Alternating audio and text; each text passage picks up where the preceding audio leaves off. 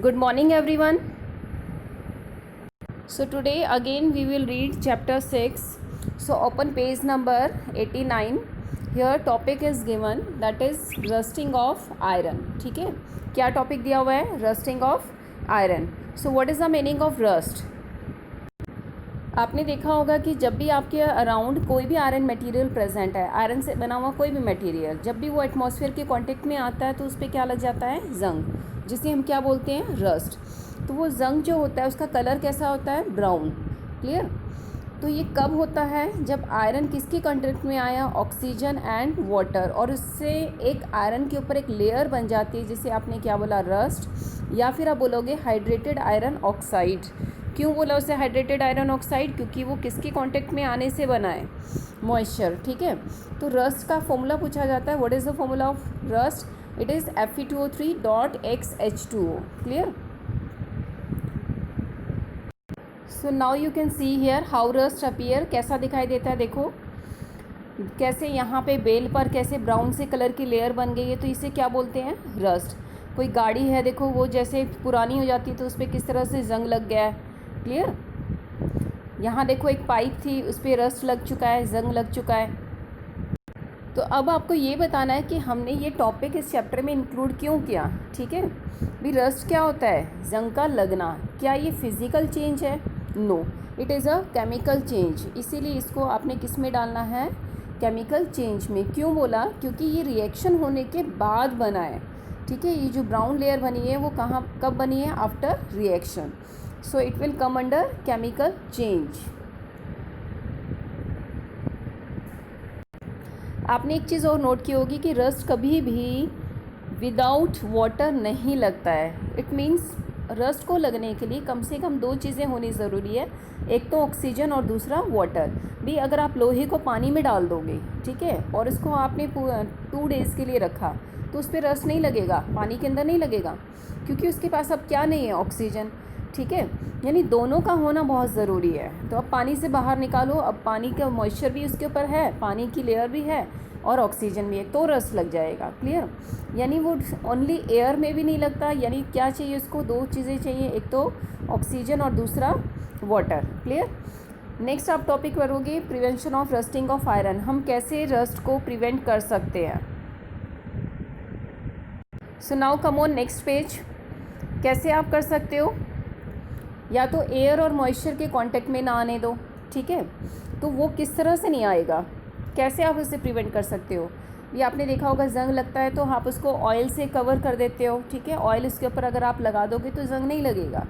ठीक है, दूसरा उसके ऊपर पेंट कर दो या उसको गैल्वेनाइजेशन कर दो. तो गैल्वेनाइजेशन एक्चुअल में क्या होती है? आपने देखा होगा ना कि जो नट होते हैं, बोल्ट होते हैं, उसके ऊपर किस तरह का कलर आता है? जैसे वो जिंक की कोटिंग होती है, उसके ऊपर शाइनी सा कलर होता है. तो वो कोटिंग एक्चुअल में क्या होती है? जिंक की, ताकि उस पर क्या होए? जंग ना लगे.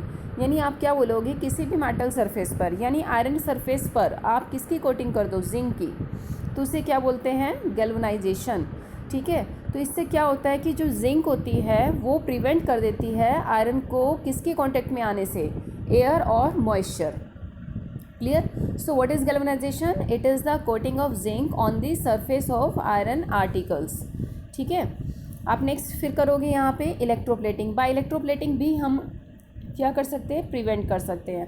तो ये भी एक्चुअल में सेम जिंक की तरह ही प्रोसेस था जैसे गैल्वेनाइजेशन, बट गैल्वेनाइजिंग में हम क्या करते हैं कि जिंक की कोटिंग करते हैं, ओनली जिंक की. ठीक है, बट इलेक्ट्रोप्लेटिंग में आप क्या करोगे? आप किस आयरन आर्टिकल्स को किसी भी मेटल से आप कवर कर दो. ठीक है, तो उसे आप क्या बोलोगे? इलेक्ट्रोप्लेटिंग. अगर पर्टिकुलर नाम ले लिया आपने किसी एलिमेंट का, भी जिंक से कोट कर रहे हो, तो बोलोगे गैल्वेनाइजेशन. और अगर आप नाम नहीं ले रहे हो, भी किसी भी मेटल से आप कोटिंग कर रहे हो, तो उसे आप क्या बोलोगे? इलेक्ट्रोप्लेटिंग. ठीक है, नेक्स्ट आप देखो यहाँ लिखा है बाय अलॉइंग.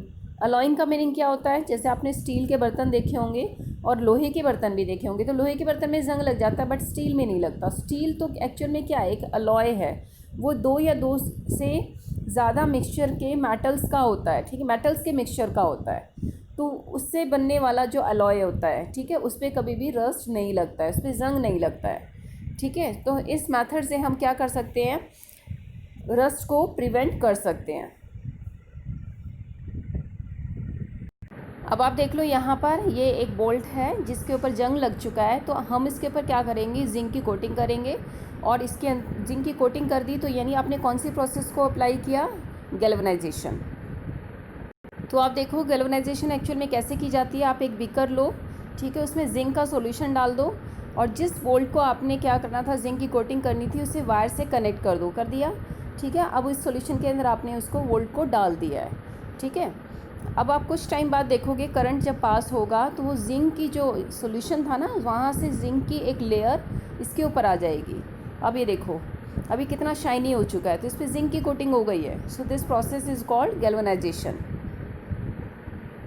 नेक्स्ट टॉपिक आप करोगे क्रिस्टलाइजेशन, ठीक है। तो क्रिस्टलाइजेशन भी एक्चुअल में किस में आता है, केमिकल चेंज के अंदर आता है, क्योंकि इसमें भी क्या होती है, रिएक्शन। तो क्रिस्टलाइजेशन एक्चुअल में क्या है, आप किसी भी इम्प्योर सब्सटेंस को प्योर कर सकते हो इस मेथड से, ठीक है, बट बाय केमिकल रिएक्शन किया, इसीलिए आप क्या बोलोगे, it will come under chemical change, ठीक है। तो क्रिस्टलाइजेशन होता क्या है, क्या बोला मैंने इसे, it is the process of purification of impure substance, clear. तो आप यहाँ देख लो, यहाँ प्रैक्टिकली बता रखा है कि किस तरह से आपने क्रिस्टलाइजेशन करनी है। नेक्स्ट पेज पर आप देखो, ठीक है, आपने एक बीकर लेना है, उसमें क्रिस्टलाइजेशन करने के लिए आपको सब्सटेंस लेना पड़ेगा, यानी कंपाउंड लेना पड़ेगा, और वो क्रिस्टलाइजेशन हम किसकी करेंगे, कॉपर सल्फेट की, ठीक है। तो कॉपर सल्फेट आपने लिया और वो कैसा था, इम्प्योर, ठीक है। उसे आप हीट करोगे, हीट करने के बाद उसके क्रिस्टल्स बनकर बाहर आ जाते हैं, जिसे हम क्या बोलते हैं, प्योर क्रिस्टल। लिया कैसा था, इम्प्योर, बनकर कैसे आए, प्योर, ठीक है। तो मैं आपको दिखा देती हूँ क्रिस्टलाइजेशन प्रोसेस कैसी की जाती है, तो उसके लिए आपको लैब में चलना पड़ेगा, ओके। तो आप यहाँ आ गए हो लैब के अंदर, ठीक है। आपने क्या करा, एक बीकर में पानी ले लिया, उसमें आप क्या डाल रहे हो, कॉपर सल्फेट। ये कॉपर सल्फेट है जिसका कलर कैसा होता है, ब्लू। इसे अच्छे से डिज़ोल्व कर दो, ठीक है। आपने कर दिया इसे अच्छे से डिज़ोल्व। अब ये देखो कैसा कलर आ गया इसका, ब्लू कलर, सॉल्यूशन का कलर कैसा हो गया, ब्लू। उसके बाद अब आपने इसे क्या करना है, हीट। बट आपको इसको हीट करने से पहले थोड़ा सा फ़िल्टर कर लेना, अगर इसमें कोई इम्प्योरिटी है तो वो चली जाएगी, ठीक है। उसमें कुछ ड्रॉप्स सल्फ्यूरिक एसिड के डालने हैं, फिर उसे आप हीट करोगे। अब ये देखो हीटिंग हो रही है, ठीक है।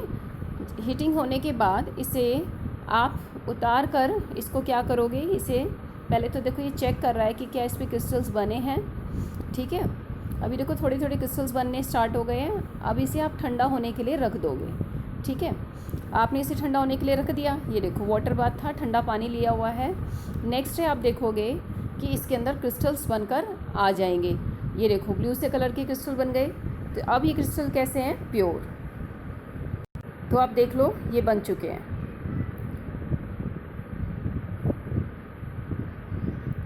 क्लियर।